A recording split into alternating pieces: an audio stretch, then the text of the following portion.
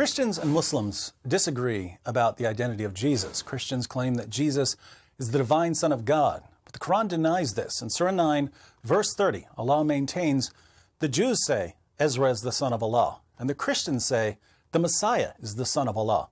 These are the words of their mouths. They imitate the saying of those who disbelieved before. May Allah destroy them, how they are turned away. According to this verse, when Christians call Jesus the Son of God, we're imitating those who disbelieved before. We're imitating the pagans. But this is just nonsense, because Jesus was identified as the Son of God by an unparalleled cloud of witnesses. Let's consider a few of these witnesses. Jesus was baptized by John the Baptist, and in Matthew 3, when Jesus comes out of the water, the Spirit of God descends as a dove, and a voice out of the heavens declares, "This is my beloved Son, in whom I am well pleased."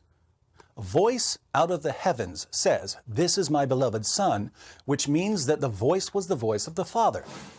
But how do we know whom the Father was talking about? How do we know he wasn't talking about John the Baptist or someone else? Well, the Holy Spirit descended from heaven and landed on Jesus. Notice, the Father and the Holy Spirit together identify Jesus as the Son of God. And Jesus repeatedly identifies himself as the Son of God. At his trial, for instance, in Mark 14, the high priest asks him, "Are you the Christ, the Son of the Blessed One?" Jesus answers, "I am, and you shall see the Son of Man sitting at the right hand of power and coming with the clouds of heaven." So, Father, Son, and Holy Spirit are in complete agreement that Jesus is the Son of God. In Luke 1, the angel Gabriel says to Mary, "Do not be afraid, Mary, for you have found favor with God, and behold, you will conceive in your womb and bear a son, and you shall call his name Jesus. He will be great and will be called Son of the Most High." Jesus is to be called Son of the Most High, according to Gabriel, chief spokesman of the angels. What about the prophets? John the Baptist was a prophet, according to both Christianity and Islam. In John 1, he tells his followers about Jesus and says, "I myself have seen and have testified that this is the Son of God." That's the testimony of the prophets. How about Jesus' apostles? At the end of John 1, the apostle Nathanael says to Jesus, "Rabbi, you are the Son of God. You are the King of Israel." In Matthew 16, Jesus asks his disciples, "Who do you say that I am?" Peter answers, "You are the Christ, the Son of the living God." Now, if Jesus were just a prophet, this would have been a really good time to rebuke Peter. Instead, Jesus says to him, "Blessed are you, because flesh and blood did not reveal this to you, but my Father who is in heaven." In Matthew 14, Jesus walks on water during a storm. After stepping into the boat, the wind stops, and the disciples bow down and worship him, crying out, "You are certainly God's Son."